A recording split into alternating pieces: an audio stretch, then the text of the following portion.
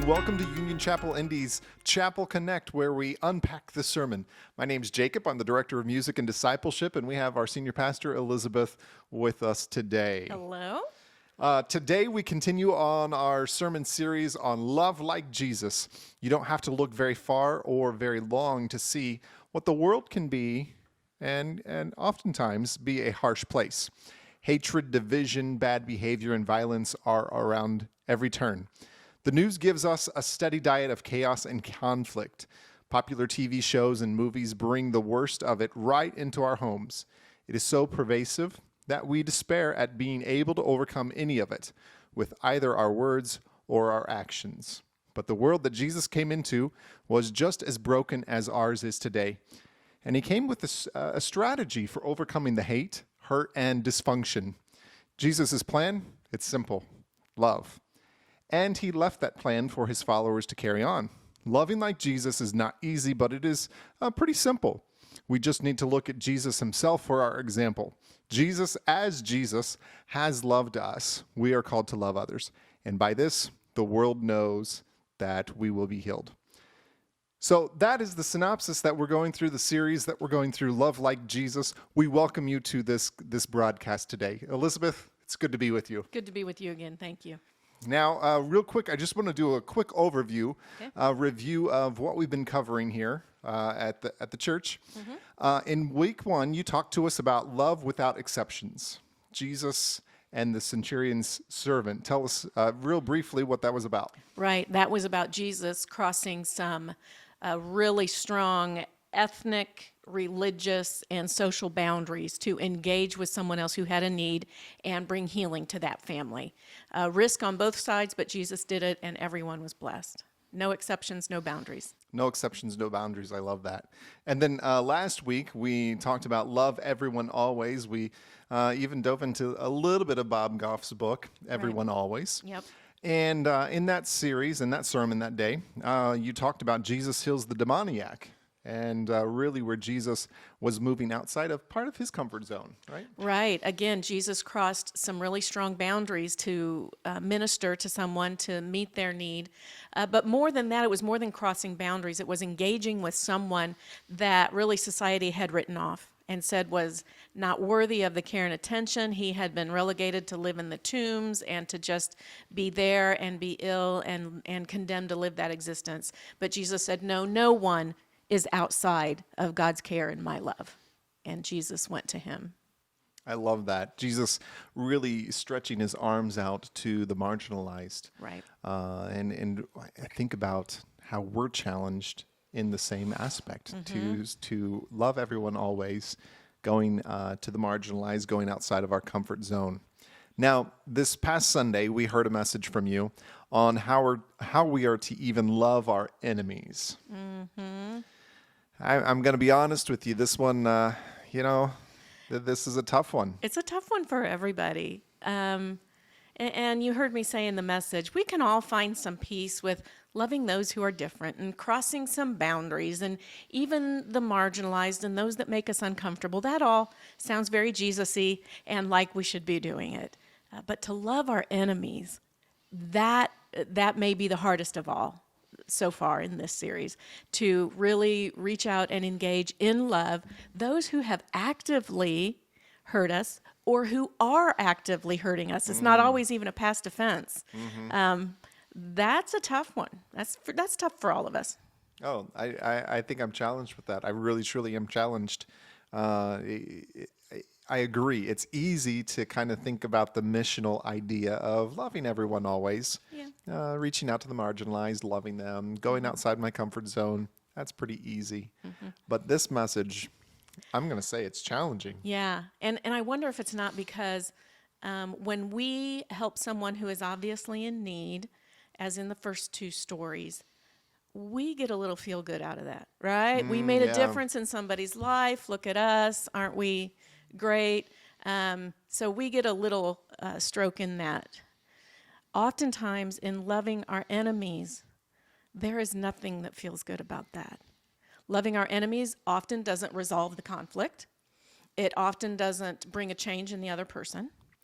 There's very little feel good about a lot of that. It is just really roll your sleeves up kind of love. Doing it without hope, really of much reward maybe, except in your own spirit and in your own relationship with Christ. Yeah, and we're going to touch on that, just that last part, just a little bit here in just a little bit. But really, it's sometimes about your own self, releasing some of the pains, stepping into forgiveness, all of those things. That's tough because, one place I've learned about is that if you don't forgive, bitterness can take root. Yeah, absolutely. And then that starts to just fester and fester, and then all of a sudden, you're just bitter and you're just nasty all over the place to all the people all the time. Yeah. Forget about the everyone always part. Yeah. I just Yeah, it does spill out, and it doesn't only spill out. I think it spills inward, and pretty soon you're disconnected from God, and your prayer life suffers, and it is just ugliness everywhere when we can't find a way to do that work in ourselves. So you use the scripture, Matthew chapter 26, verse 17 through 25, for your inspiration for this message, where Jesus is dining with the disciples during the Passover. Would you mind reading that for us today? Sure. We are reading Matthew 26, beginning with verse 17 from the New Revised Standard Version. On the first day of unleavened bread, the disciples came to Jesus, saying, "Where do you want us to make the preparations for you to eat the Passover?" And he said, "Go into the city to a certain man and say to him, 'The teacher says my time is near. I will keep the Passover at your house with my disciples.' So the disciples did as Jesus had directed them, and they prepared the Passover meal. When it was evening, he took his place with the 12, and while they were eating, he said, 'Truly I tell you, one of you will betray me.' And they became greatly distressed and began to say to him one another, 'Surely not I, Lord.' And he answered, 'The one who has dipped his hand into the bowl with me will betray me. The Son of God goes as it is written of him, but woe to that one by whom the Son of Man is betrayed. It would have been better for that one not to have been born.' Judas, who betrayed him, said, 'Surely not I, Rabbi.' And Jesus replied, 'You have said so.'" Yikes. Can you imagine? Can you imagine? I know. Sitting there with Jesus, you're one of his best friends. Yeah. Right, you're sitting at the table and he says, "Hey, guess what, folks? One of you is going to betray me. You're going to dip your hand into the bowl with me, and that's the person that's going to betray me." Ooh. But not only that, the incredible part is Jesus already knew who that person was. Yeah. And he sat there. And likely was sitting beside Judas, literally rubbing elbows. To eat in that setting at that time, these men would have been laying on the ground around a very low table and leaning in on their elbows to eat with their left hand. So for both Jesus and the other person who's dipping their hand in, that other person would have been right behind Jesus. Jesus would have had to almost lean into Judas for them to both together dip in the bowl. So it wasn't just you over there. It was this man who I am leaning on to share this meal who is going to betray me to my death. That depicts a completely different picture than the traditional Passover image that we see, a nice long rectangular table and everybody's seated there nicely. No. Eating was a very intimate affair, very intimate, very close. And you did it with your hands. And truly, you leaned on each other to reach in for the food. Lean in.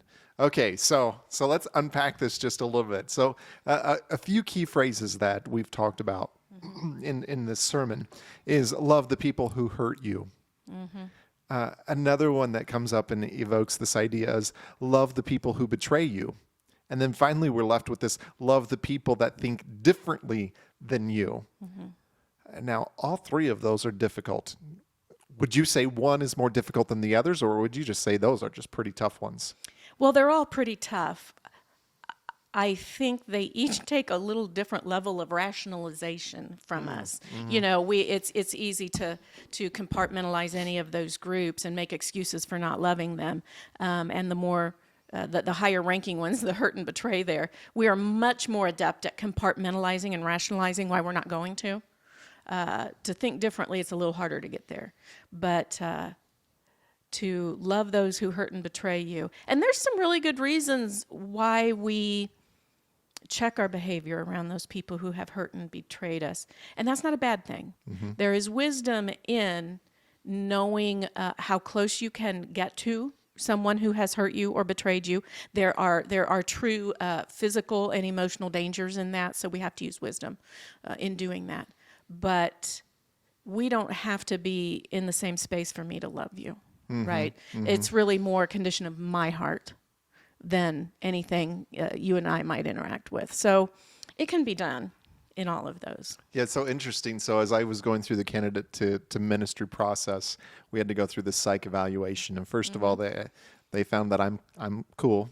Okay, I'm good to go. You're good to go. Certified. Okay, very good. I'm certified. Okay, but one of the things I learned about myself through this process was that I was apt to forgive people, a little too readily, and then B, just to kind of be a little bit too vulnerable, too forgiving, in that I would let them back in so easily. And, I think what I'm hearing here and what I've learned is that forgiveness is good, but then you can hold somebody at arm's length. They don't have to come back into that inner circle. Right. And that just takes wisdom. Sometimes it takes working with an outside person, a therapist, a counselor who can really help you make sense of that, because we want to be safe and well.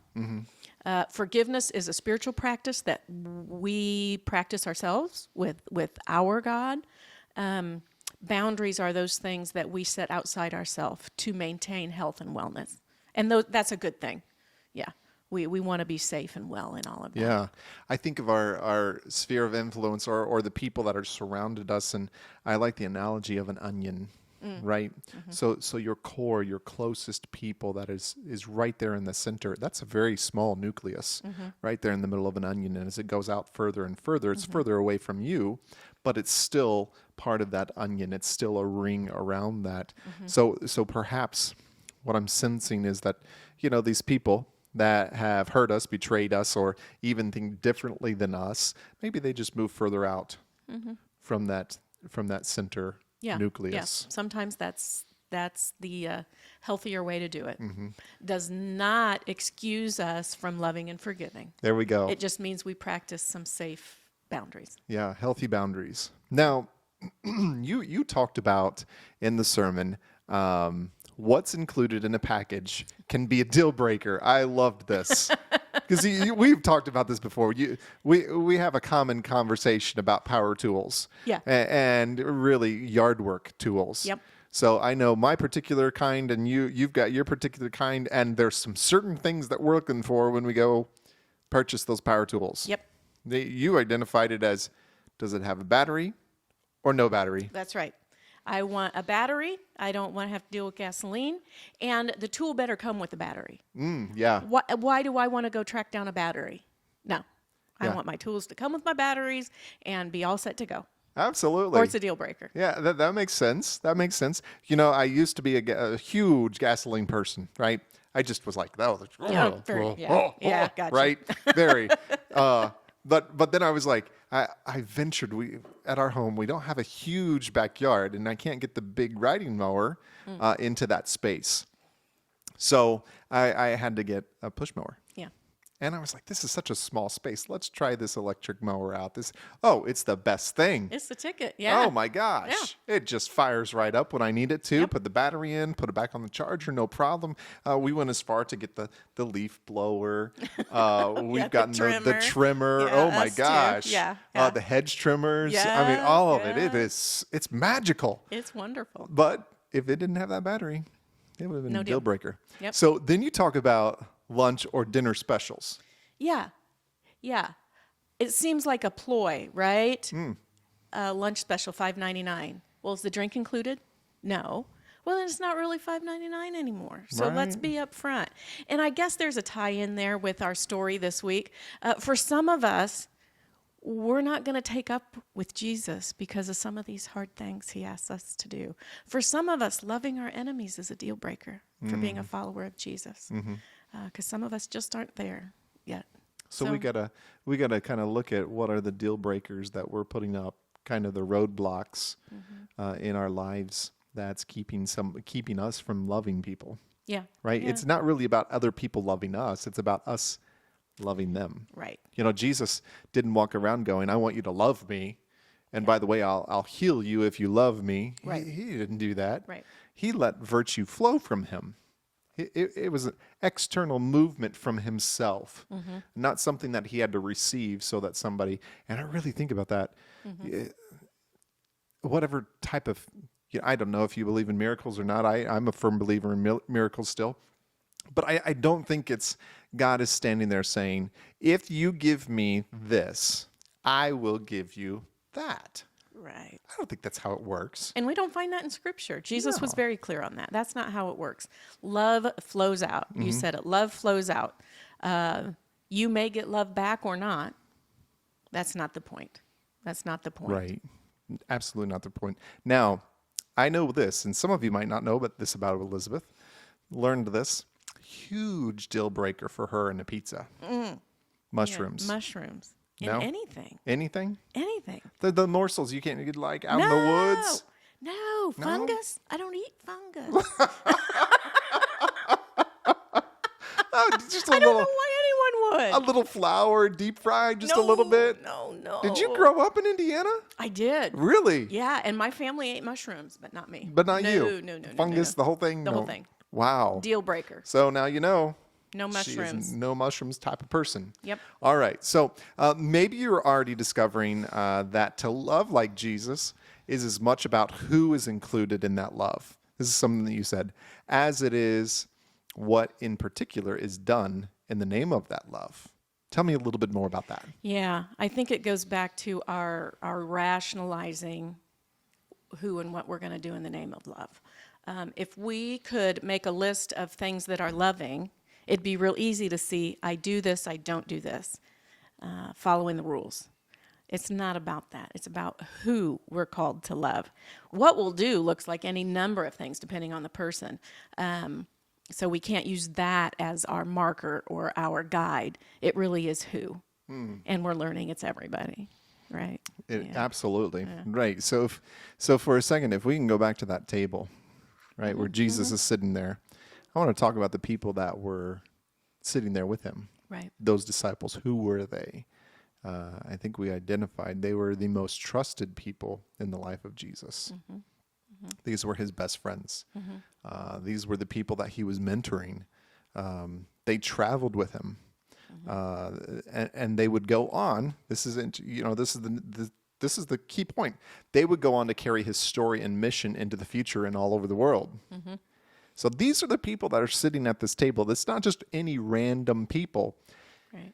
How did he select these people? How did he select the disciples to be his most trusted people that he was going to say, you're going to carry this message? What do you think? Yeah. Scripture's pretty clear that they were not chosen because they were exceptionally qualified, even that they sought it out and wanted it.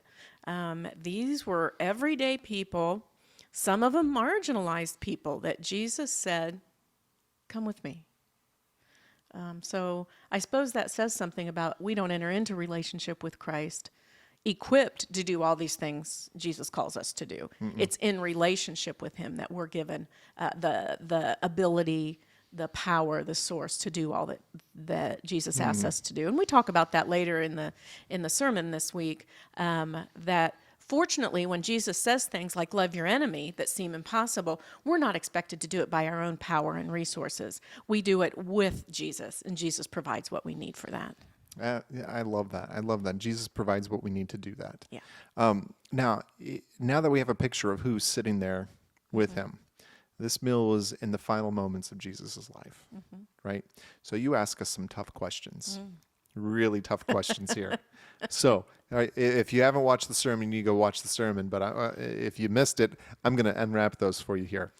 In your final days or hours, who do you want to be there with you? Right? So we're talking about these are the final moments of Jesus' life. He's sitting at this table with his most trusted friends, and one of them he knew would betray him. And he still allowed that person to be at the table? allowed that person, not only allowed, included him, ate with him, shared a bowl of oil with him. He was one of the group, even though Jesus knew what he was going to do, what he had already done. The wheels were already set in motion at this point. He was already hitched up to that cart. Yep. He was going. Yep. So then you go to ask us a few more questions. So now that we're in the frame of mind, these are your final days, your final hours. It's winding down. Life's winding down. Maybe this is your final meal. The person at work that sabotaged your career. Do you want that person eating with you? You ask us another question. What about the family member that you fell out of relationship with? And okay, so here's the tough one, Elizabeth. Okay. This one is tough for me. The politician that has worked their whole life against you. That's tough. Absolutely. So I think of myself, as a gay man, and I'm sitting there going, all right, I can name those politicians that have single-handedly worked to take my rights away, to take my rights to marry my husband and us to be able to adopt a son. I can name those politicians. Do I want that person there? And these questions are kind of rhetorical. No, sure. Yeah. Because we're not going to invite these people to be with us in our final hours. But does spending some time with these kind of questions suggest we have some inner work to do to where we could get to a place where it would be okay to be around these people at some really tender moments in our lives? I got some inner work to do. We all do. There's a few people in my history I have no interest in sitting down at a table with. None. And God just continues to work in me on those persons and those situations. But I've also learned to trust that process. Having revealed my heart about those things to God, I trust God is still working in me and will resolve that. And I just stay close to Jesus on those and let Jesus work that out as Jesus will. Keep on clinging to Jesus, right? Yep. Yeah. Well, he has something to say about that in Matthew chapter 5. You identified in verse 43 through 48. This is what it says. And again, we're reading out the New Revised Standard Version. You have heard that it was said, you shall love your neighbor and hate your enemy. Okay, most of us can say, yep, all right, let's stop there. Let's love him. He doesn't. He keeps going, doesn't he? Yeah. But I say to you, love your enemies and pray for those who persecute you. Come on.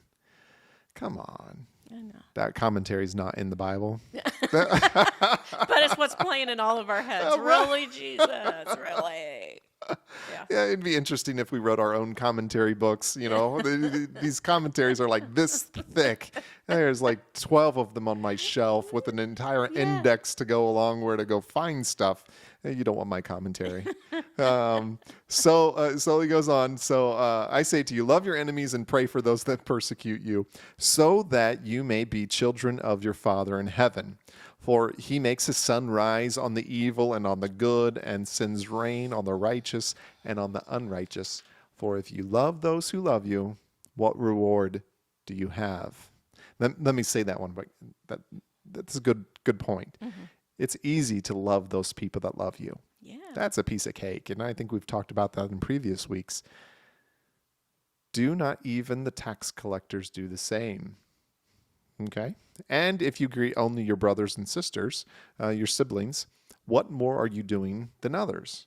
Do not even the Gentiles do the same? Be perfect, therefore, as your heavenly Father is perfect.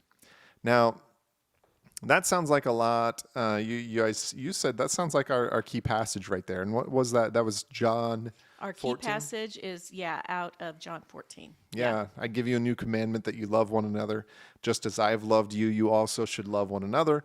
By this, everyone will know that you are my disciples. Oh, do they have to know? That's rhetorical. That's so rhetorical, folks. Oh, God. Okay, Yeah. so this is a pretty unique command that Jesus gave us, right? Yeah. It really stands out amongst all other ethical and religious teachings in Jesus' days. Tell us a little bit about that. Yeah, scholars have done the work, and a command like this is not to be found in Judaism, out of the tradition out of which Jesus came.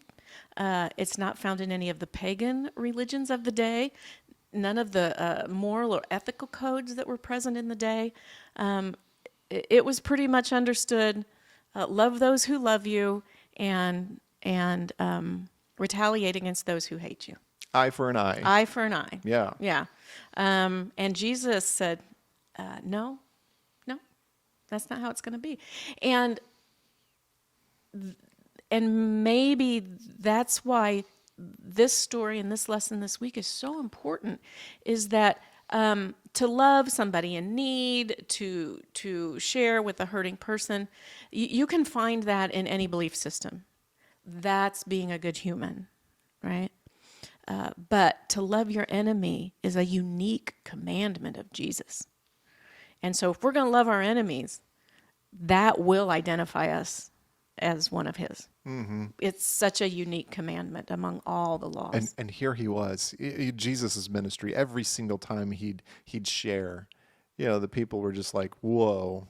Hold up, that's completely opposite than what we've been taught. Yeah. Oh my gosh, here we go. Where are the Pharisees and the Sadducees, and what are they going to have to say about this and that? And the religious leaders of the day, right? What are they going to have to say about this? This is provoking the people to really think deeper and in a different way. And in a different way. What we find that commandment to love your enemy is in Matthew, in a section we call the Sermon on the Mount, kind of a collection of Jesus's primary teachings.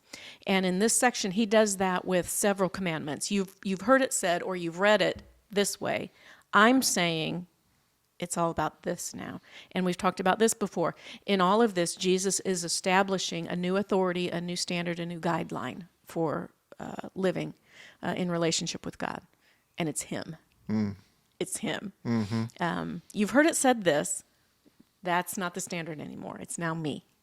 And so we can look to Jesus' life and words for our standard for living as followers. Well, and he had real enemies. Oh, yeah. Right? We think about the occupying Roman forces, competing religious groups, and people within his own faith tradition. All of these people, these were real enemies of Jesus. They were probably amongst the ones, since we're in Lent and we're getting ready, we're going to hear the story soon. Yeah. Crucify him, crucify him. Oh, yeah. These were the people. These were his real enemies. Right. The people that you would think, they're going to be on Jesus' side. They're going to be all about this. No. No. And Jesus, as you went on to share with us, had personal enemies. One of them sat right there, and we've talked about that. So when Jesus said, love your enemies, he meant real people. Yeah. Real people. Real people. In our lives. Yeah. But you don't have any enemies, right? We like to think we don't. Okay. Yeah. I mean, there's no one I've had a fist fight or a battle with in recent history. Yeah. So, who are my enemies? There's no one in my life I am just opposed to in some real and significant way. I can point to a lot of beliefs and ideologies and groups out there with whom I disagree. I'm not sure that's who Jesus means. I think Jesus means those right here near us who have been hurtful and vengeful and betrayed us in some way. Mm-hmm. So do we see our enemies' placement in our lives as God's work? Wow, I know. That grew out of a video story we shared in our message on Sunday. Yeah. That this woman was able to come to a place of thanking God for those enemies, for those who opposed her in her life, because of the work that they inspired and instigated in her own spirit. And that's like spiritual growth 2.0, to come to that place where we can be grateful for those experiences. And I've had that happen in my life a couple times. And it is an amazing moment with Jesus when you come to realize, because of this person and this hurt, I'm more whole, I'm more healed, I'm closer to Jesus. And that's an amazing place to find yourself. But it's hard work to Oh get yeah. there. Can we go back and forth between like 1.0 and 2.0? Oh, yeah, we're going to Right. bounce around a lot. Oh yeah. my gosh. Yeah. There's days that I'm going to get it. Sure. There's days that I'm going to forgive and go, yeah, come on over. And there's other days that I'm going to, whoop, I'm not there. No. Not there today. And that's okay. That's okay. Yeah. Those are the days we return to Jesus and say that, I don't have it today, Jesus. So Help me love them Help with me. your love. Yeah. Right? Is that what Yeah. you shared with us last week, right? Yeah. And it was in the sermon this week too, a prayer I learned a long time ago after a very hurtful situation. Learn to pray, Jesus, let me love this person with your love because I don't have any. All I have in this moment is anger and animosity and hurt. But you call me to love. So you're going to have to do that. You're going to have to be the one to do that through me. Yeah. And Jesus is faithful to do that. Yeah, because I don't have it. Yeah. Right. So I loved this. You used a story about Abraham Lincoln in your sermon. Right. I just want to say, if you haven't listened to some of Elizabeth's sermons, you really should. She usually takes some historical pieces and some life application pieces and takes the Bible and she meshes it all together. So at the end of the day, we're walking away with some pretty practical application of a sermon. Yeah. So I really appreciate that about your sermons. So in this week, you used Abraham Lincoln in your sermon. And in this speech, Lincoln referred to Southerners as fellow human beings who were in error. Mm-hmm. Right. Following that speech, a lady chastised him severely for not calling them irreconcilable enemies who must be destroyed. Mm-hmm. Some pretty strong words there. And looking back in the past history, I don't fault her for those words and kind of going, whoa, mm-hmm. What was Lincoln's response there? Lincoln, it's brilliant. And it reflects his faith. He was a man of deep faith. Lincoln said, "Why, madam, do I not destroy my enemies when I make them my friends? Do I not destroy the conflict and animosity when I heal that relationship?" Powerful imagery in that, I think. Powerful implications. And of course, the point is we can only be responsible for our side of the street. So sometimes that work is only in us. Mm-hmm. But that's all we can do. We can change our heart and consider them a friend. And when we do that, look, he spoke as kindly as he could in that situation about the enemy, if you will, about the other side. And he could not be responsible for what they did, only for his words and actions. So show compassion, right? So yeah. that idea of animosity in our hearts, and how do we get rid of that? How do we purge that? Because like we talked about earlier, if we don't forgive, that gives root to bitterness to take over, and then we got a whole mess in front of us. Yeah. But forgiveness, and what does forgiveness look like? I don't know that we have to unpack that today, because that's a whole, I think, series in and of itself. Yeah, that's a whole thing. But I think what was the most powerful thing to think about that you shared, it says, you said, see them how Jesus sees them. Mm-hmm. So I got to take the Jacob glasses off. Mm-hmm. I got to put the Jesus glasses on and go, okay, that's okay, God, that's one of your children. Mm-hmm. That person, and I've been unpacking this next idea in seminary this past week, and the Imago Dei, the image of God, that we're all made into the image of God, and if we can see these people, our enemies, as Jesus sees them, they're all made in Jesus' image. Does it mean the physical traits of God, or does it mean living into the character of God? Right. Or maybe both. Maybe both. Yeah. Yeah. That's maybe one of those questions that someday we'll go, oh, that's what he meant. But in the meantime, I just have to trust that statement, that we are all made in the image of God. In Monday's prayer and candles on Facebook, you can join me on Mondays or find those videos there anytime. We talked about this week giving up the critical spirit within us and not being so quick to see people's worst traits. And I suggested, if that's hard for you, because some of us have developed that habit, that's right where we go, is to a person's worst side. To when our mind goes there, to stop ourselves and remind ourselves, there goes a child of God. There goes one of God's own. And I've been trying to do that this week. And in the classic cut off by a driver who was on his phone and on and on and on, I wanted to, in my spirit, rail against this person. But when I went, but there goes a child of God. There goes someone made in God's image. Not only was that anger immediately released, brought a smile to my face. Like, oh, this is one of us, we're all in this together. This is my brother or sister, and just turned it around for me. So I encourage that practice. Yeah. Maybe that's just a starting point. When you kind of go there with your enemies, remind yourself, there is a child of God made in God's image. Yeah, they could be one of our siblings there, right? So it can be hard to know, as we talk about the missional emphasis that we closed with on Sunday, it can be hard to know how to love an enemy, someone who has hurt us, and we must love wisely. We must love wisely, and safety is sometimes a concern. So you really challenged us, and you leave us with these thoughts. Commit to daily prayer about the hurt and for the offender. Then we're challenged with keep notes about your prayers and what God is saying to you.